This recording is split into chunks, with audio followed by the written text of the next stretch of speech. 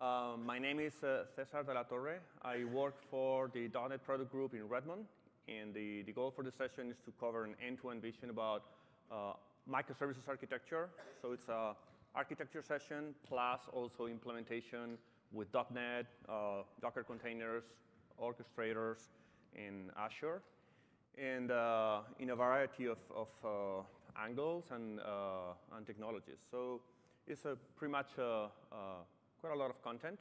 So I prefer if we can leave the questions at the end, because other than that, it would be impossible to cover it. Okay. So first of all, I also delivered a microservices session last year here in Ignite. This session is pretty complimentary, so I'm talking about new things. And other things that I was talking about last year are still in place, same patterns, specifically things like eventual consistency, asynchronous communication, event bus, things like that. I'm not going to cover that today, because I covered that in that other session. So in this session, we're going to cover different patterns and also updates related to .NET Core 2.1 that was released in June, right? So this is the agenda. Basically, like I mentioned, a few things that are new and great for microservices in .NET Core 2.1. And then talking about a few patterns about microservices. Specifically, we will focus on API gateways with Ocelot and a demo in there as well. And then we will move to orchestrators in Azure, focusing on AKS, Kubernetes with demos, and dev spaces for collaborative environments with Kubernetes. And finally, I hope I'll have the time to, as a bonus, to talk about how you can also infuse AI and machine learning into your microservices application. So let's go for it. Very important. Everything I'm going to be talking about is not just this session and my demos. We generated a bunch of content about this. So I wrote a book. It's around 300 pages. It's been updated for every version in .NET Core. And you can go here to Microsoft/.NET/architecture. And from there, you can download the book for free and also get access to the microservices reference application that I'm going to be showing here. So this is the book. Like I mentioned, you can get it for free, the PDF, also for e-readers, Kindle or EPUB. And then that's the architecture of the microservices that we're going to be talking about today. And you'll see that there's a lot of people, more than 7,000 stars for this reference application. Probably is the best example or sample application worldwide from Microsoft in regards to people using it and stars and forks and so on. So, OK, microservices architecture. For maybe like half of you already know what are microservices and the architecture. For the ones that maybe you're just getting familiar to it, I just want to highlight very quickly what is a microservice architecture compared to a traditional application, right? So in a traditional application approach, you have maybe multiple modules, but then you deploy a monolithic, a single deployment, like a web application or a single service. And therefore, you need to deploy the whole thing every time that you do an update, right? So if you do that, then you cross fingers. Well, maybe you do a lot of testing as well, but it's a monolithic. It's a lot more complex to evolve your application and versioning and so on, because everything is a huge ball, right? And on the other hand, for microservices, you can segregate those modules, those small pieces of your application, like in small applications called microservices, and you can deploy that into multiple machines, like clusters, orchestrators, and then, very importantly, you can deploy independently those microservices. So if you update just one microservice, you just update that. You don't need to update the whole application. And secondly, you can also scale out your application where you need it. Maybe you just need to scale out the homepage or the catalog, and you don't need to scale out payment. So it's a lot better from a large application point of view, evolving it in the long term, mission critical, long-term applications, and especially if you have multiple development teams working on different areas instead of a single development team, okay? So those are the benefits: independent deployments, fine-grained density of services in the machine. So that's great for long-term applications. But just having small services, or that doesn't mean you have a microservice architecture. The most important thing compared to just traditional services or service orientation is that in a traditional approach, you are sharing a single database, or maybe a couple or a few, but you're sharing databases across the services. And that's not the way on how you do it with microservices. In microservice architecture, it is very important, other than that, it's not a microservice, that each microservice owns its data. Okay, so you will have many small databases, one per microservice type, either in SQL or NoSQL, or even stateful services in Service Fabric. No matter how, but each microservice is kind of the gateway for that piece of data, right? That's very important, because other than that, you cannot have independent or autonomous deployment into for each microservice, okay? So let's continue. This is the eShop on containers reference architecture. We have, as you can see on the left side, a few client apps. We have a summary mobile application, a traditional MVC ASP.NET Core application, and a single-page application using Angular. And then multiple microservices, like for identity with Identity Server 4, or a catalog microservice with SQL Server in a container, or ordering, or basket microservice with Redis in a container, and so on, and then MongoDB for another microservice, and an event bus, which is under the covers using either RabbitMQ or Service Bus in Azure for eventual consistency. That's what I was covering in the other session deeper. And so today we're going to talk about a few things new in .NET Core 2.1. So like API gateways, SignalR, and then also AKS, Kubernetes in Azure. So, I mean, SignalR, you can also use it for any application, any web application, or even mobile applications or desktop. But it's very useful also in a microservices application. And it is new in .NET Core since ASP.NET Core 2.1, so just a couple of months, right?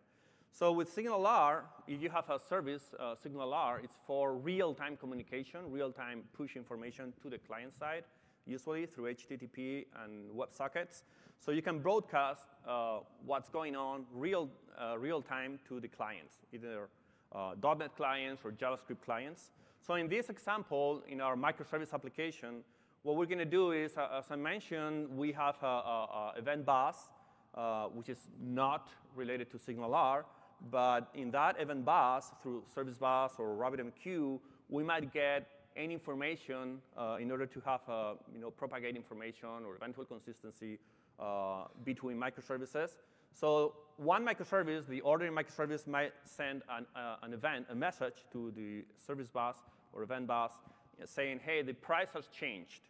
Or sorry, the order state has changed. Now it's received, now it's paid, now it's shipped. Things like that, right? So what we're going to do in this example with SignalR is we grab that message, and because we are subscribed from that SignalR service, and then we use SignalR to push that in real time to the client, right? So let's do a demo, quick demo for that. Okay.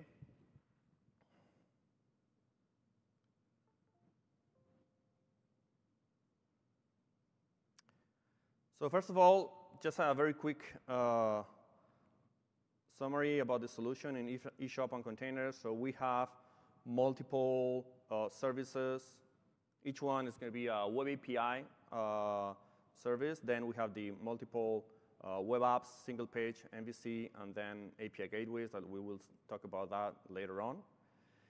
And here you can see that by default, we have everything, even the infrastructure, in SQL containers, like a SQL container or or Redis, or RabbitMQ. So the most important thing, like for eShop and containers, and that's why developers like it a lot, is that you download the code from internet, from GitHub, and then you just hit F5, and then everything's going to work. All the infrastructure, databases, everything working on containers is going to be downloading the images from the internet, the SQL image, everything, and then the custom images are going to be built, and then you run it, and everything works. We populate sample data. So that's why you also see in here the infrastructure. When moving to Azure, then all the infrastructure will be out of that, right? And then you have the catalog or the custom microservices, each one in one container. And then in the Docker Compose override, you see what is specific for each environment, like connection strings or environment variables and so on, right? So I'm just going to run the demo. And here, by the way, it's eShop and containers in GitHub. You clone it, and then you download it. There's a bunch of information in the wiki about how to set it up, the different environments, information about the architecture, and so on, right? So you can see here that I already have it running locally, all the containers in my local Docker host, just with Windows 10 and Docker for Windows. It could be also a Mac with Docker for Mac. And because it's .NET Core, so everything's going to be working on Linux containers as well. And so if we go to the application that is working here, let's log in.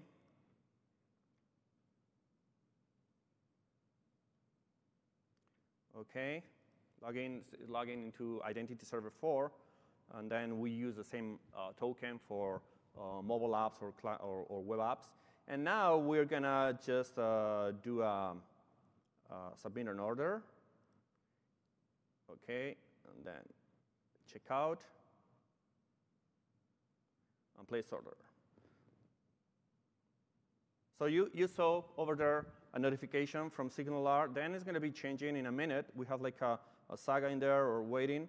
While I'm waiting for that, you can see here in the SignalR service, what we're doing is we are grabbing the messages coming from the status changing. So when the order is changing to a different status, and then we propagate that with the hub in SignalR and send it to all the clients. So if I come back to the application, you see now next status. So we are grabbing those messages from the service bus or RabbitMQ, the event bus, and every time it's changing something under the covers, we are subscribed, and then we are sending that in real time through SignalR. Okay, and then finally it would be paid, and that's it. Updated and paid. Okay, so let's move on.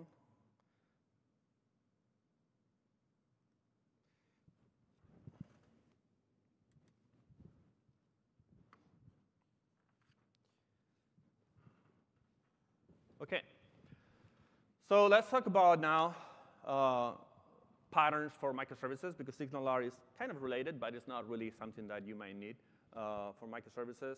So key patterns are, like I mentioned, async communication, like public subscription, like we were using the event bus for that, and health checks. I was going deeper on that in my previous session last year in Ignite. You can see it in the internet.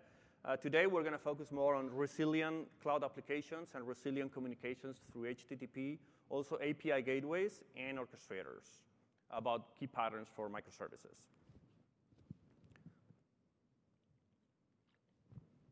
So when you are building an application, microservices application in the cloud, like in Azure, right, you have to embrace that in the cloud, eventually, you're going to have failures, small failures, network failures, like 2-3 seconds. A SQL database might move to another node, and for a couple of seconds, or you might not have access to the connection, or a microservice, a container might be moved to a different node in the orchestrator. So kind of very, very short failures could happen. So for that, if you want your application to be resilient, you have to implement resilient communication with retries and exponential backoffs, right? And circuit breakers. So this is what I'm going to cover now. So let's say that the communication with that microservice, for whatever reason, fails. So you do then your application would get an error. But if you do a retry strategy, then you can kind of avoid that. So it's failing, and then you do a retry one. Maybe it's still failing. Then you do another retry in a couple of seconds, another retry. And finally, the service is available, and then you do another retry. It's success. So never happened from the user perspective. It was just a little bit slower, the application, for a minute or for a few seconds, but never happened. Nothing happened, right? But now let's suppose that the service fails again, but it's not just for a couple of seconds. It's down for whatever the reason, right? So then you need something, a mechanism that will stop the retries. Because if you are retrying all the time from all the applications and microservices, then you could cause a denial of service to yourself. Like all the services are retrying for something, and then the whole application will go down because you are increasing a lot of the communication. So you need to stop that with the circuit breakers. So in this case, it's not working, and for good, let's say, and then we retry 2, retry 3, and then we open the circuit. And then it's not going to go to that microservice, and you could respond with a control exception, or maybe you derive the traffic to a different area or whatever, right?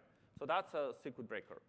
About implementation, the best library for retries and circuit breakers and so on is Poly.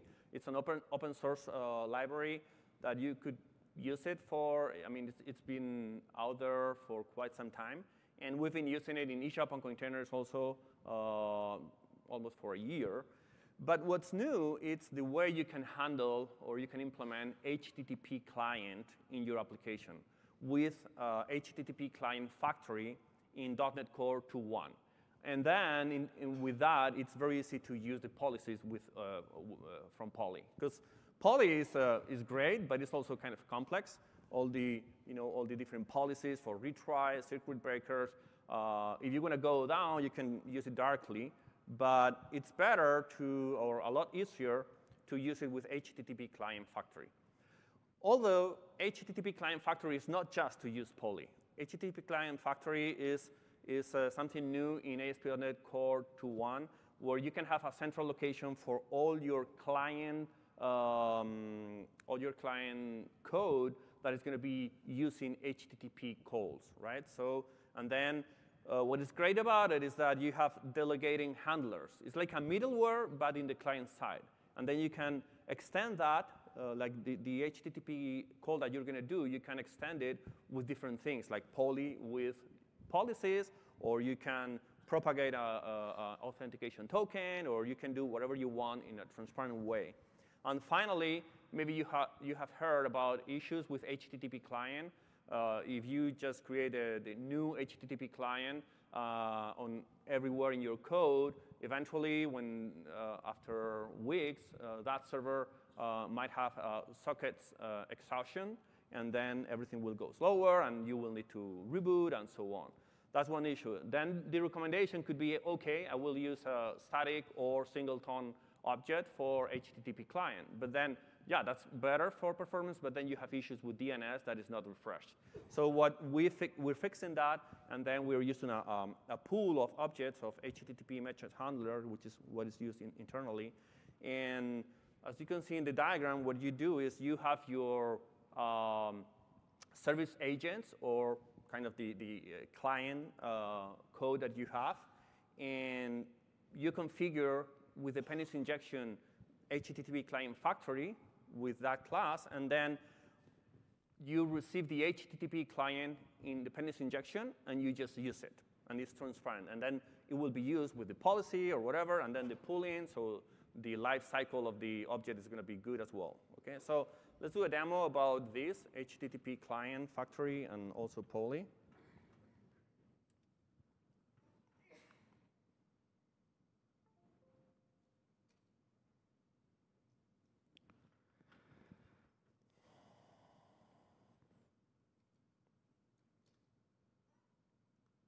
Okay, so first of all, like the basket is another microservice. You can see here the basket microservice with Swagger. You can test it, whatever, right? And then what we're going to do is we're going to add an article to the basket. I'm going here into the basket. And now at this point, maybe the microservice is failing. So what I'm doing is I'm simulating that the microservice is failing with a middleware in the microservice that right now you can see it's disabled, right? But if I say enable, then this microservice is going to return HTTP. So it's not responding 500, not responding well. And as you can see, if I try to refresh here, then it's not working. So no access to it, right? So I'm just going to refresh here. And by refreshing here, you can see it's going to take quite a few time because it's doing the retries. Retry 1, retry 2, and it's going to take like 20 seconds. Eventually, we'll get an exception and then the control exception. So while waiting for that, we're going to go here. And you can see here the web application, ASP.NET. If we go to the startup, where you initialize everything in ASP.NET, like health checks or application insights, here is where we are specifying what objects are going to use HTTP client and with the policies. So if I go to the implementation, you can see here that, hey, we are registering in the container in the IOC container dependency injection, for instance, for the catalog microservice. This is my service agent, kind of the client code that is going to be using HTTP client, consuming the catalog service. And then I'm saying, OK, so this is going to be using HTTP client. So when I ask in the constructor for HTTP client, please give me one instance with dependency injection, but configure how? This way. Like in this case, I'm adding a policy with retries from poly. So you can see in peak definition that, hey, this is the policy. Let's do 6 retries. And then we also specify a circuit breaker policy. So let's go to peak definition, and you can see that when it gets to 5 retries, circuit breaker is going to be open, so no, it's going to send the exception, right? So, and finally, if we go to the catalog service, service client, so the client code that is going to consume the catalog service, so the service agent, you can see here that this code is getting the HTTP client injected. So then it's configured the way I was mentioning with poly and all the object pooling, so it's going to work with resilient communication. And then, like when you use it, like I'm just now calling to the catalog API service, well, I just use it like calling to the URL that I just created, and then get the JSON, and the same way that you always do it, okay? So if we come back, you'll see that now we might have the exception, and just refresh. And it's getting that it's not operative, so it's a control exception. If we go now and we disable the middleware, so it's going to be working now. Now the microservice is working. You can see here basket is working now, and if I refresh here, then it should be working now. Takes a couple of seconds. Yeah, and here it is, okay? So that's a quick demo about that. Let's move to the deck.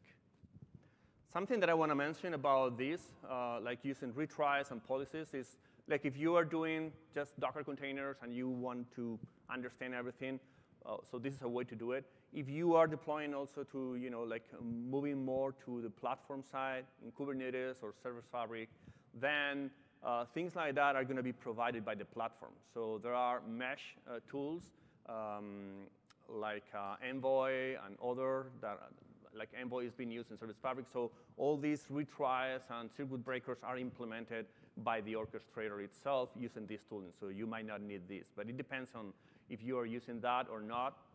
You can do it manually with .NET Core 2.1 or with the platform. But then with the platform, it's like more advanced, but also more complex in regards to deployment. So it really depends on that.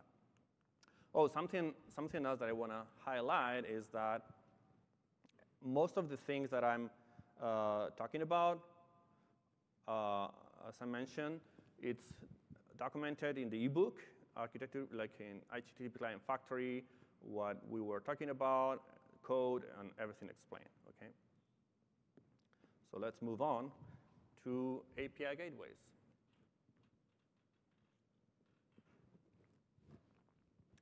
So if you don't have an API gateway, basically you have a bunch of microservices, and then your client application have to communicate directly with each microservice. So like on the left, right?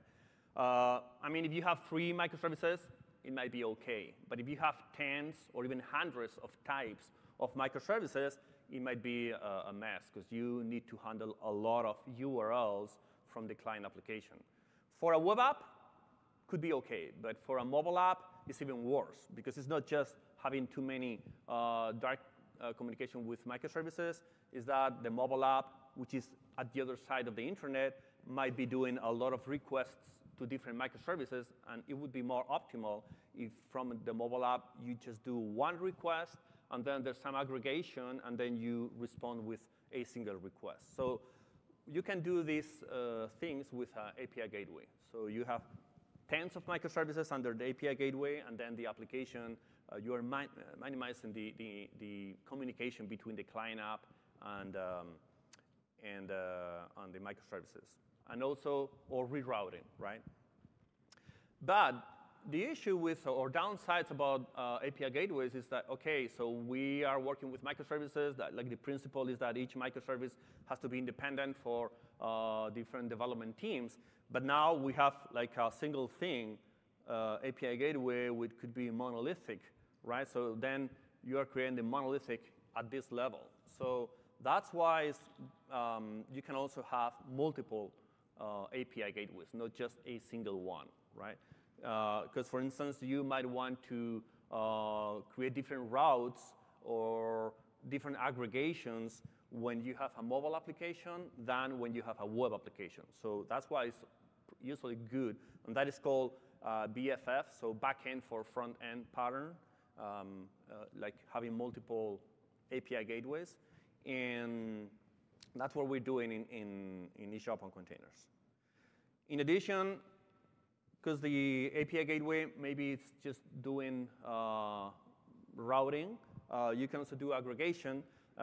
Ocelot, which is an open source tool or framework or NuGet package for deploying your own API gateway, supports aggregation, but it's very simple. So in this case, we are using kind of our own web API services for aggregation. But if it is very simple, you could also do it with Ocelot. But basically, you can see that here you can get any request, and then it gets redirected to the microservices from the API gateways. And if it were a mobile application, then maybe you do just one request, and then the aggregator is doing 3 different requests to microservices and then responding just a single time. So that is going to be a lot more optimal for the mobile app than doing 3 or 10 calls to microservices, right? So the more complex is the microservice application, the more you're going to need these to optimize your communications. Another thing is, with Ocelot, it's basically just a NuGet package. You'll see it in the demo. You create a web host in ASP.NET Core, and you deploy it along with your containers in the same orchestrator, right? But, or could be just in a web server. So it can be with or without containers. What we're doing in eShop on containers is because we are creating multiple API gateways, but then the runtime or the service for Ocelot is going to be the same. The only difference are the different routes per API gateway. So what we're doing is, okay, so we want to reuse the same Docker image for the 4 API gateways that we're going to be running, the 4 types, right? So, and then the only difference are going to be the configuration JSON with the different routes for each API gateway. And we can do that by instantiating the same container with the same image, but then the configuration is different, right? And you can do that with volumes in Docker or volumes also in Kubernetes. So let's do a demo about this. Again, you can see that it is also documented in the book, which is online, or the whole PDF that you can download, talking about API gateways and explain the code and everything that I'm going to be demoing quickly now. So let's move to my PC.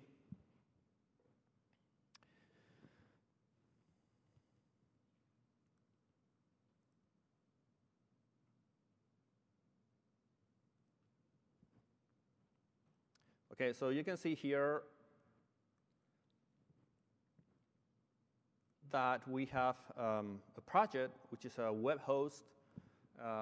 And then in there, we are using Ocelot, the NuGet package. And then, but this is kind of the base for creating the Docker image. And then we have 4 API gateways for backend, for frontend, for marketing, for shopping, and for mobile or for web. But in reality, the only thing that you need for the rerouting is the configuration.json. Like in this case, you can see this information about the routes. So for instance, whenever I get a URL with /API B for basket and then everything, then it's going to be rerouting to the internal basket.api, which is the internal name resolution in Docker Compose, would be similar in Kubernetes or Service Fabric, to the port 80, right? So, but you just need to configure this JSON, right? And then the Docker image, you can see here that is simply a web host, very few lines to use Ocelot, and then in the NuGet, you can see here Ocelot being used here. Okay, and so let's just show you how it's working. So in this case, I'm talking to the catalog microservice directly through the port 5101 because it's published through the Docker Compose override saying that whenever it's getting to the Docker host to that port, go to the port 80 for this microservice. And then you see here the data that it's getting. But you could do that just for development or for debugging and so on. If you are deploying like in an integration environment or production, then you would remove that publish in Docker host directly communication. And then it should go just through the API gateway. And then you can see that the URL now is different. In this case, it's coming through a different port. And most of all, it's discriminating with this C for the catalog microservice, and then just the rest of the URL. And you're getting the same information from the service, right? So that's one thing. The other thing I want to show you is, about the images with Docker Compose. So you can see if we go to Docker Compose file, let's find the images. Yeah, you can see the mobile marketing API gateway. It's using the same image than the API gateway for web, etc. Because the only difference is going to be the volume, which is here. If we go to any of the web APIs, API gateways, here. It's just in a volume where we are getting that different JSON, right? In a similar way, you do it for Kubernetes, but then it's different files. Like we'll talk later about Helm and how you can specify the similar things than with Docker Compose, but for Kubernetes, right? And you can see here, for instance, in the config map, how we are getting the configuration JSON for each of the API gateways, right? Yeah, I mean, you can get more information about this in the book and try it in the application. So let's move to the next point.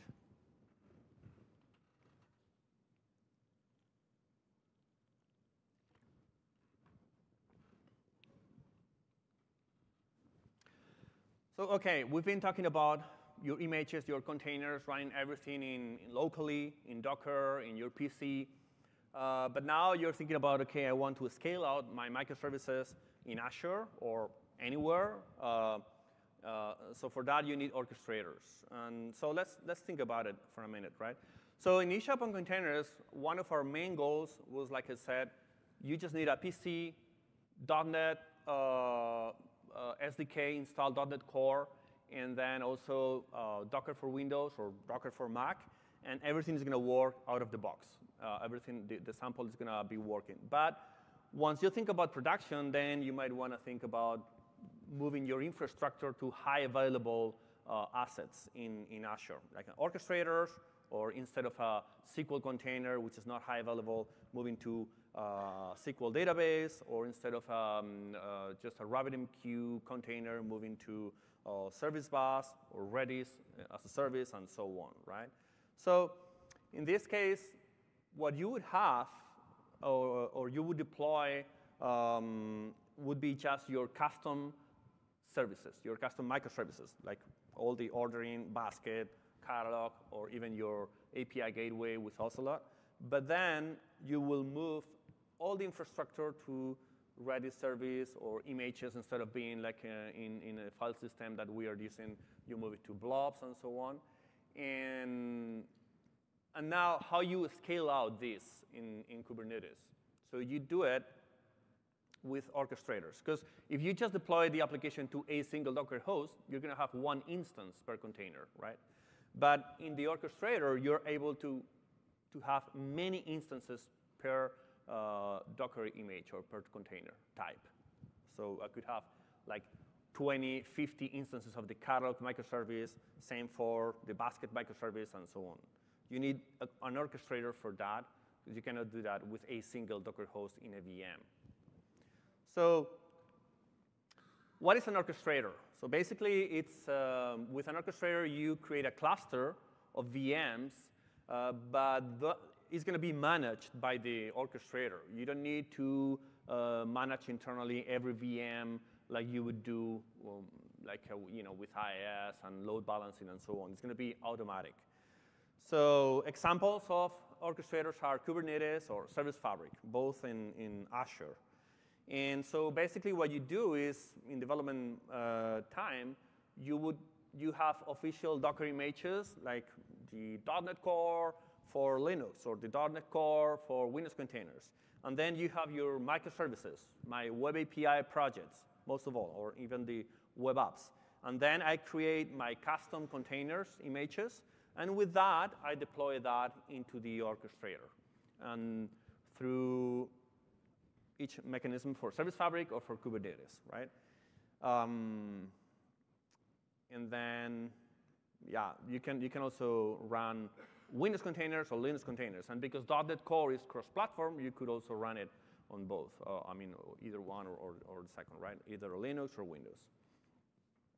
So something else about Kubernetes that we're going to be showing now, it's how can you deploy into Kubernetes. You could deploy it kind of more manually, just using kubectl and then YAML files, but it's like a more lower level and not a standard. And so kind of the way to deploy to Kubernetes, and what we recommend is to use Helm. So I'm not going to get into a lot of detail here, but if you are going to use Kubernetes, use Helm for deployment. Don't use kind of our another custom way to do it that is not going to be as a standard. So it is a standard. It's easier to use, to deploy, update, rollback. You have many examples for different infrastructure published, and it is designed for versioning. And most of all, and this is important, the next thing that we're going to be showing is about Azure Dev Spaces, like a collaborative environment for Kubernetes and the developers. If you want to use that we'll see in the next demo, you need to be using Helm when you are deploying your microservices into Kubernetes. So that's why Helm is also important. So let's do a demo about Kubernetes and the orchestrator.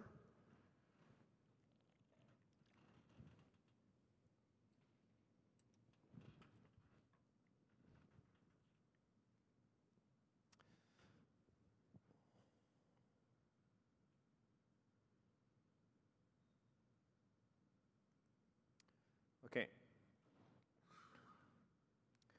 So, well, first of all, just want to show you about Helm just a little bit. You can see here when you get each open containers, then in Kubernetes Helm, like for the catalog API for a particular microservice, then here it's how you configure the catalog microservice, and then the connection string, kind of very similar things that you put in the Docker Compose override would be here for each microservice. It's just a different format that is going to be understood by Kubernetes when you are deploying to Kubernetes, right? Then, well, just want to show you the applications here are running into Kubernetes in Azure. You can see here, this is the DNS used by Kubernetes in AKS. AKS means Azure Kubernetes Service. It's kind of the PaaS version of Kubernetes. It's Kubernetes, but managed by Azure, so it's a lot simpler for you to create a cluster and manage many things. And the same thing, I'm also here running the single-page application with Angular, but it's kind of the same, reusing the same microservices. So in Azure, if you don't know Kubernetes, you can create a cluster very simple, very, very easy. So you can create a resource. You search here for Kubernetes service.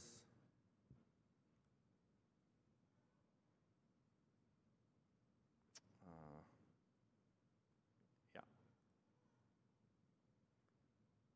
OK, you say create. It takes like 5 minutes to create the cluster, the information, then it will take a few more minutes to create a cluster. But it's pretty simple. You have all the information about how to do it. You provide the URL, the cluster name, the DNS, how many VMs you want to have.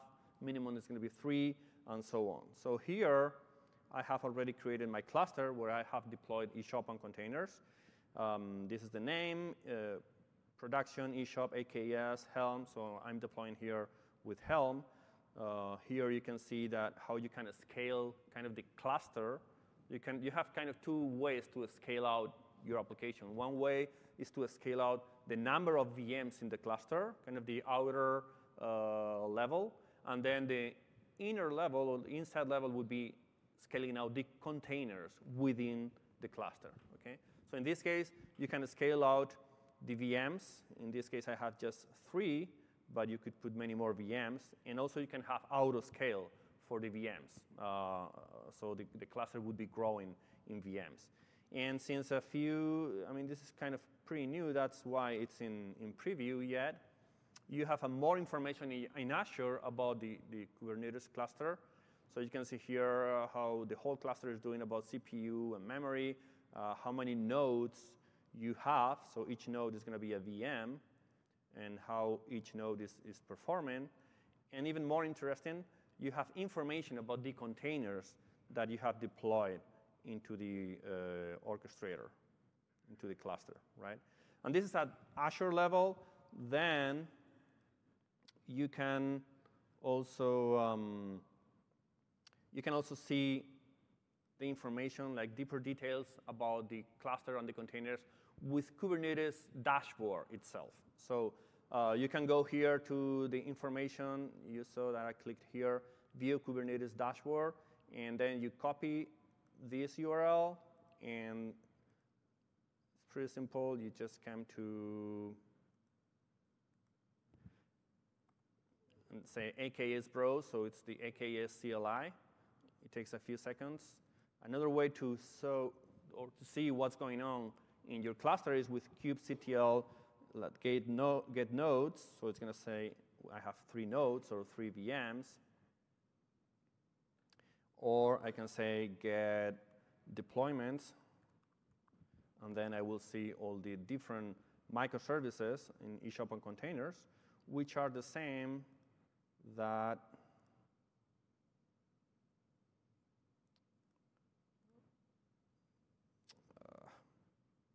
let's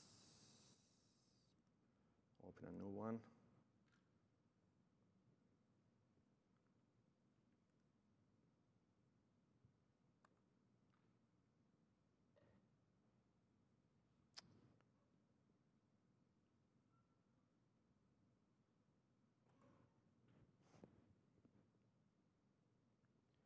Not sure what's going on. It should be working like that. Yeah, is it case browse?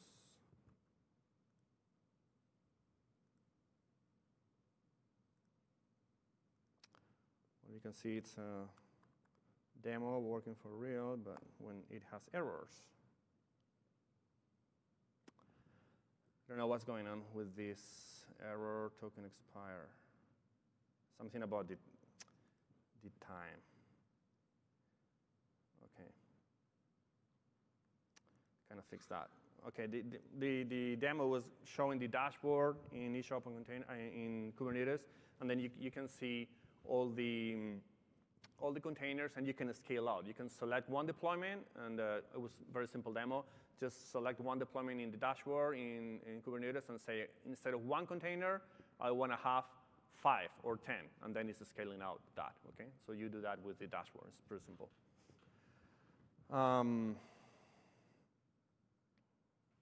Yeah. So let's move to the next. Let me just check what's going on. Because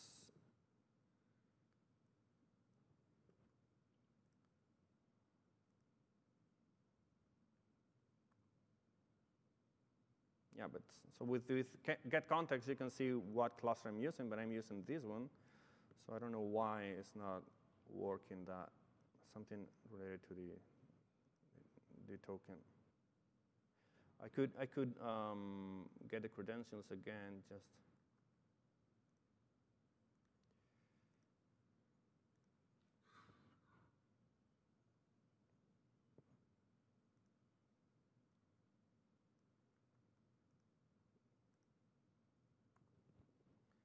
If this doesn't work, I don't know what's going on with the time.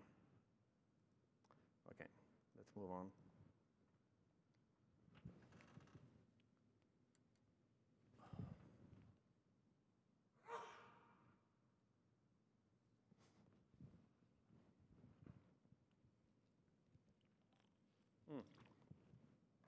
Again, everything that I was talking about is documented here. Maybe I have a screenshot here. I can show you all the steps, how you can create the cluster. Is this one? With create the cluster, and then use Helm to deploy. And here you can see the dashboard of Kubernetes. So from here, you would select the deployments, and then you can scale out the containers, okay? And then more information about Helm. So all the steps on how you can deploy using Helm into your cluster. Okay, so next thing is, and this is a question we get a lot.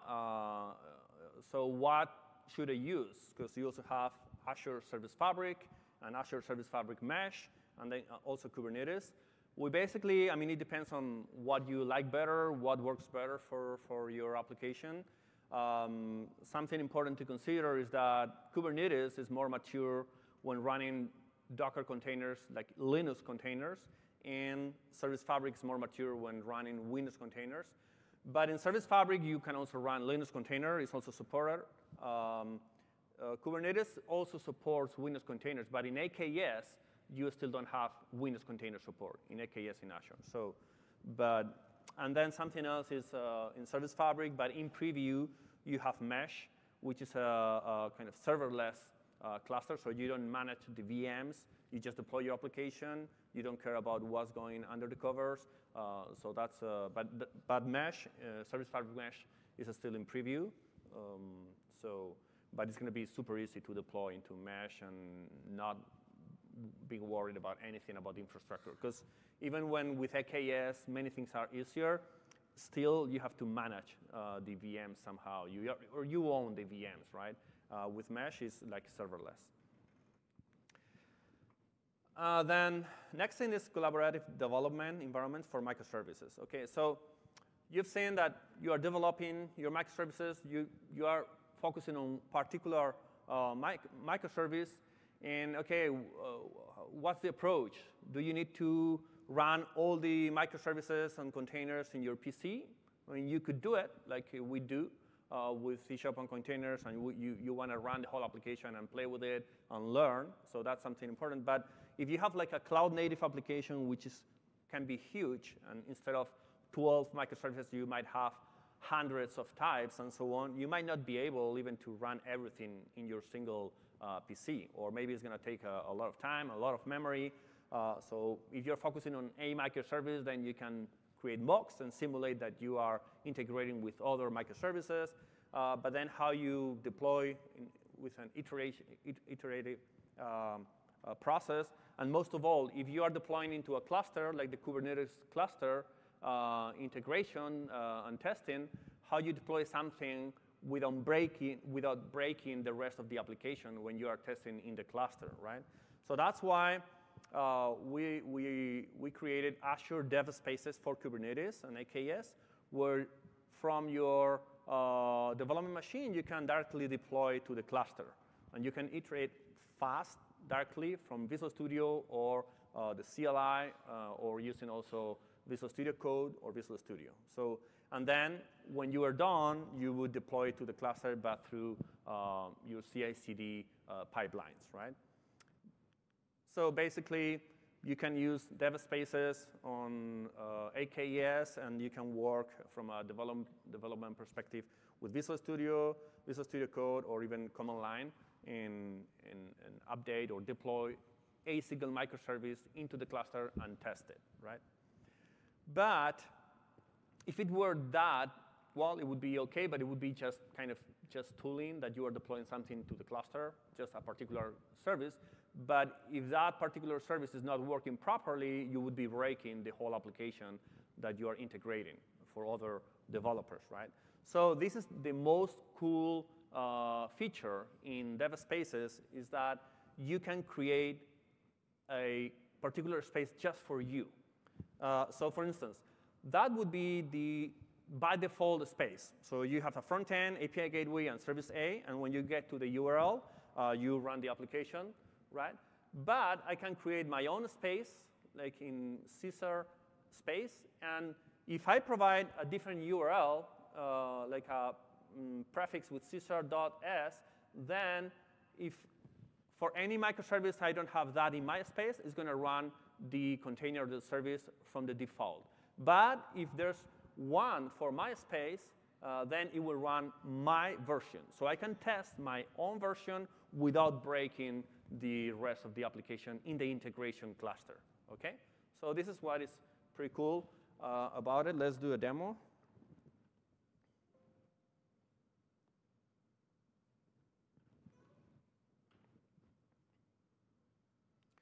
So first of all, I have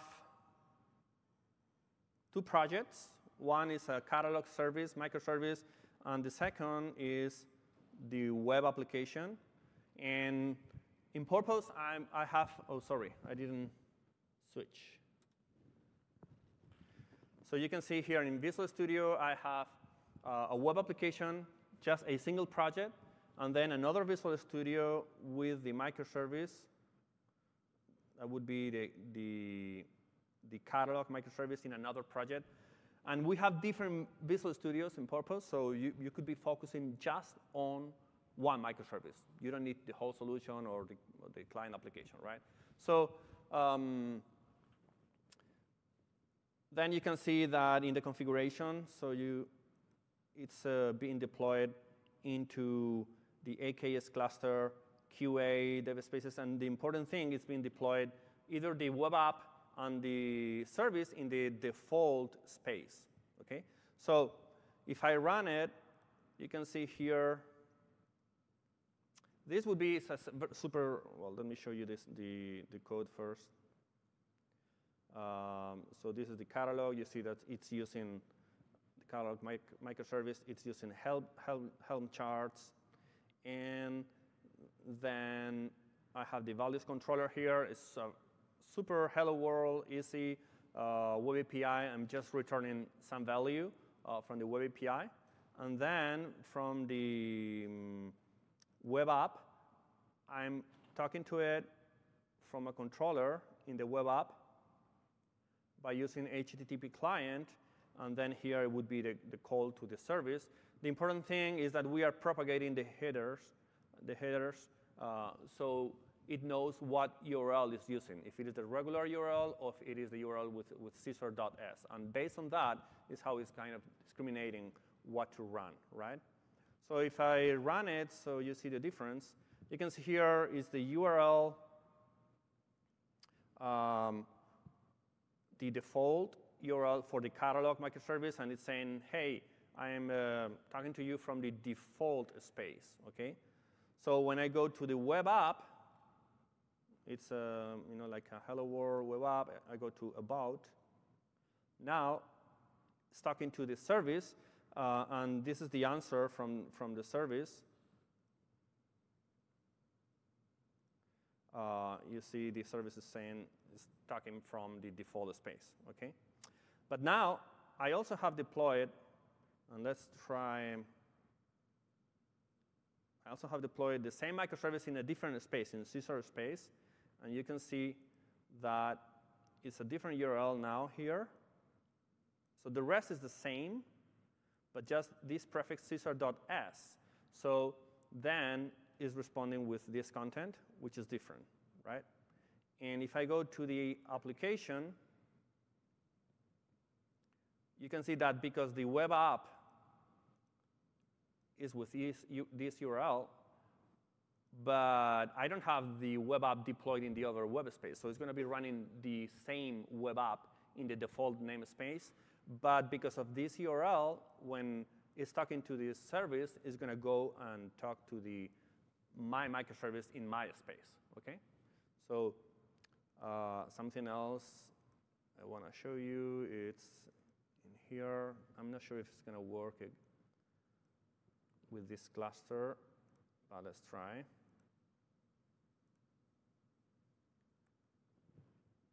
Or if we're going to get the same error. Yeah, something in the client machine. Yeah, we need to restart, whatever, this was working. In any case, I wanted to show you in Kubernetes dashboard that I had the web app container and the service container both in the default space, but in Caesar space, I just have the microservice, the catalog, but not the web app, and that's why it's working that way, right? So finally here, so you see it's working. Let's go to the catalog, and now let's change it. I'm going to redeploy into the AKS cluster, but in Caesar space. You can see here in the integration with tooling, I can see here my space here. So I'm selecting this one. Okay, that's one thing. And now I'm gonna change what I'm gonna be returning. So I'm gonna be returning this from Caesar space, and let's say demo ignite.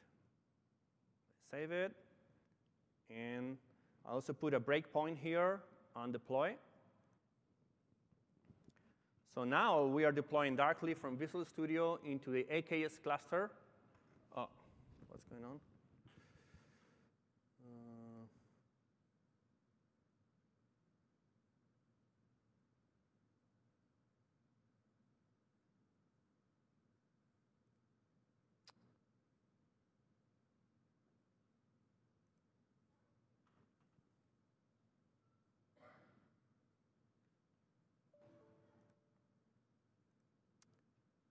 Let me reopen the project. This tooling on AKS, it's in preview. AKS Dev Spaces is in preview, so bear with me. Sometimes you might get these kind of errors.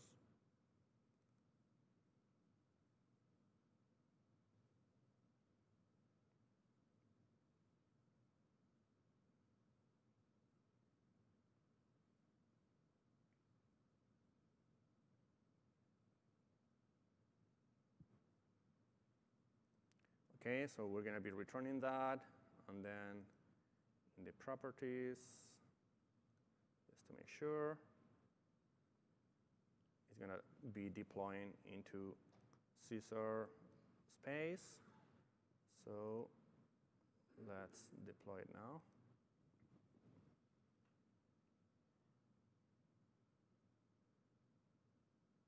And you see I put a breakpoint here as well.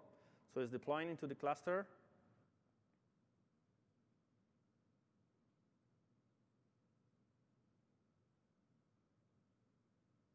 You can see here there's a breakpoint, so we can debug what we are deploying into the AKS or Kubernetes cluster for real in Azure. And you can see here now the different content. And of course, if we go now to the web app and refresh, again, a breakpoint in the service, and now we get here the different content demo and so on, right? Cool. So this is going to be great when developing for Kubernetes. So let's move on.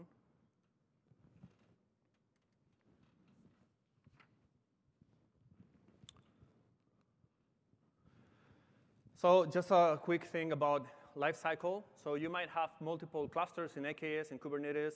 So like you said, like you saw, maybe Lisa is deploying something in her space, and then testing something in that and the rest of the application integration cluster. I might be doing the same thing in my own space and then testing with the rest of the application in the integration cluster and other developers. When we are done, then we push the code into GitHub, and then your CI/CD is going to be deploying the final version of those containers either to the integration space or to production space. Okay? And under the covers, everything is using Helm, either from your CI/CD pipeline or from Visual Studio or CLI. So something else, infusing AI and machine learning into your cloud-native applications. So this week I saw this, like on Wednesday, that you could be using a Snapchat. You take a picture of something, and then you can buy that in Amazon. So that's something new that Amazon is going to be releasing with Snapchat eventually. Pretty cool. It's based on deep learning. It's recognizing what object is that, and then linking that to the product, and you can buy it. So it turns out that we have something very similar already in eShop on Containers AI. eShop on Containers AI is a forked version of eShop on Containers where we are extending that with AI, with machine learning, deep learning, TensorFlow, cognitive services, and also a bot with bot framework. So you can see additional things, right? So it's in that URL that you can see here. So everything is also documented. You can see here the architecture, and then in the wiki, you can see different things like using cognitive services or computer vision or the bot framework, how you can deploy everything that I'm going to show in the demo now. So something important, let's stop. Let's move to number 2. Let's stop what eShop on containers in my local Docker.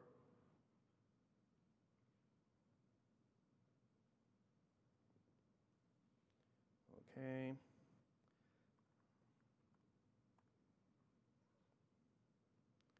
And now let's go to eShop on containers AI.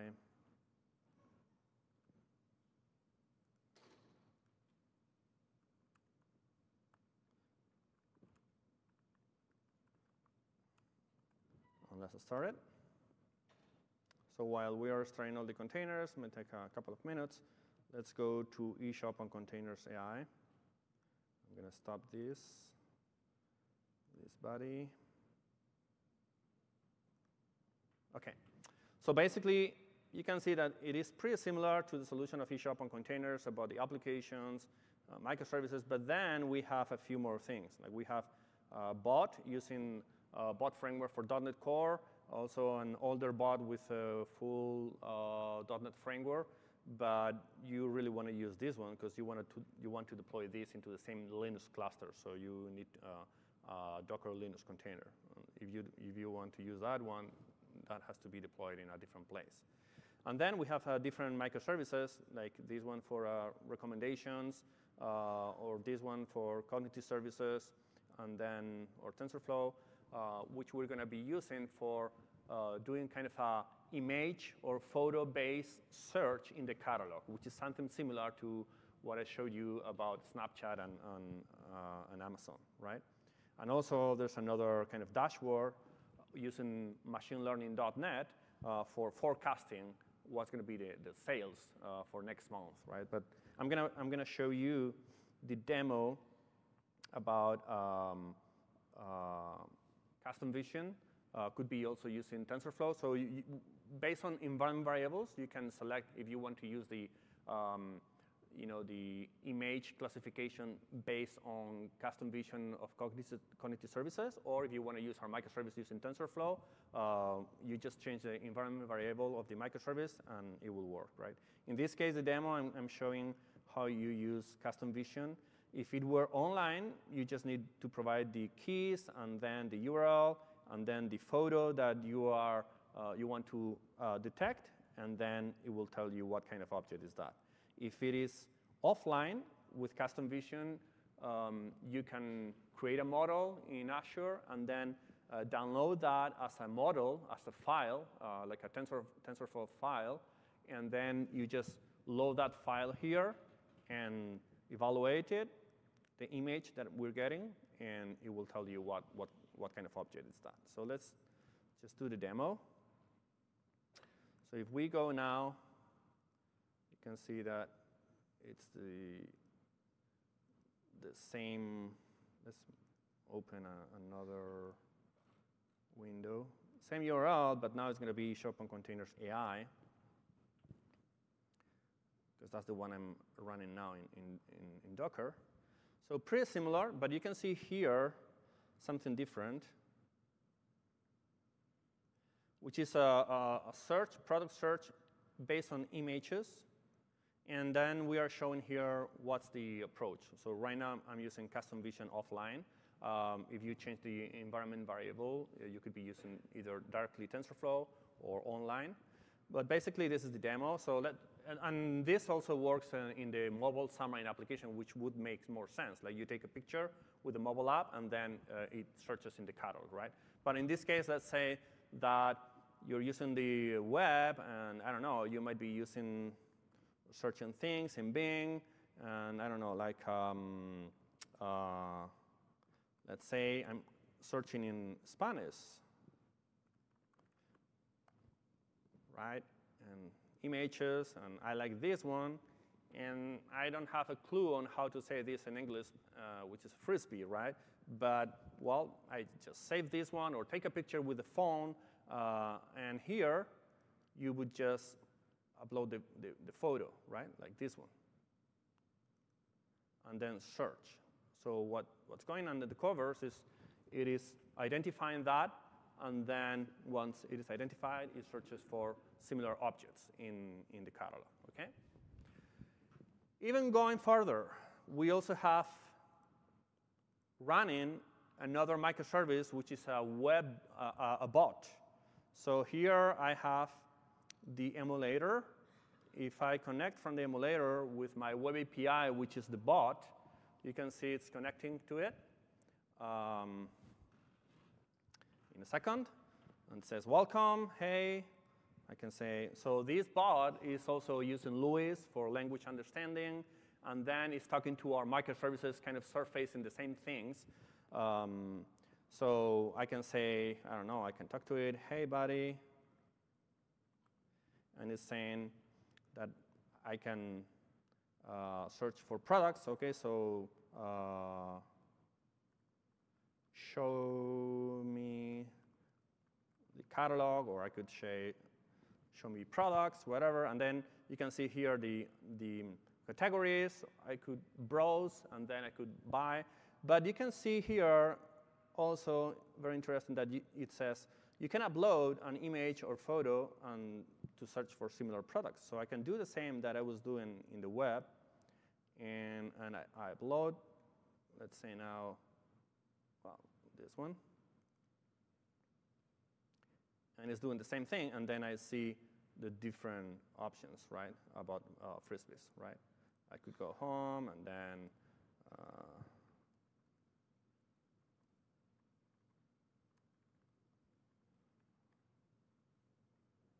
show me more products, and then I could also go inside the categories, and then T-shirts, and so on, right?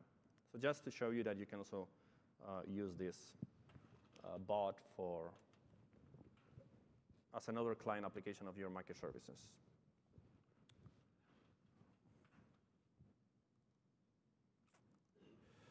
OK, so let's wrap up. Again, you can download this book. It's a pretty much detailed book with 300 pages that I wrote about all the microservices architecture implemented on .NET Core and eShop on containers from GitHub. There are many more things that we are covering in the book, like how you can implement internally your microservices with domain-driven design patterns, CQRS, micro-RAMs, command mediator, aggregates, integration events, domain events within a service. There are many more things internally that you can research about it in the book. And a few key takeaways. So first of all, yeah, you saw quite a few benefits from the microservices. You can evolve independently those microservices, those mission-critical and long-term applications. So you have great benefits. But I really want to warn you, you shouldn't use microservices for every type of application. So this is not a silver bullet to use everywhere. You have great benefits, but you also have more complexity. So if you really need those benefits, then go for it. But then you will need to handle all those challenges in regards resilient communication, eventual consistency between the different data that you have in the microservices, and so on. So microservices are great for certain types of applications. Do not try to use microservices everywhere, because, I mean, you can do it, but might be a waste of money or time. It's like if you build a regular car with very expensive pieces for building aeroplanes, right? So it depends on what type of application you are doing, use microservices or not, right? On the other hand, containers, you can use containers anywhere. Could be a monolithic application, and then you get all the benefits of Docker containers, that you get all the dependencies in the container, so it's going to work the same way in your development machine than in production. No more, hey, in my machine works, why it's not working in production? That's kind of the main thing that containers solve, right? So microservice is not equal container, or vice versa. Microservice is about the architecture. Containers is about how you deploy your application. And containers is great for microservices. And probably I would use, if you are using microservices, I would always use containers. But containers can also be used for monolithic and regular web applications or regular services. And also another recommendation is, you don't need to go for the whole thing about microservices. You could have an initial application which is monolithic, and then if you are evolving that, you can start with microservices, just 1, 2, 3, extending the monolithic application. So, because other than that, it's going to be a huge challenge, right? Please evaluate the session, and that's it. Here you have my Twitter and email, and if you have any question, I can answer now because we are out of time. Okay? Thanks a lot.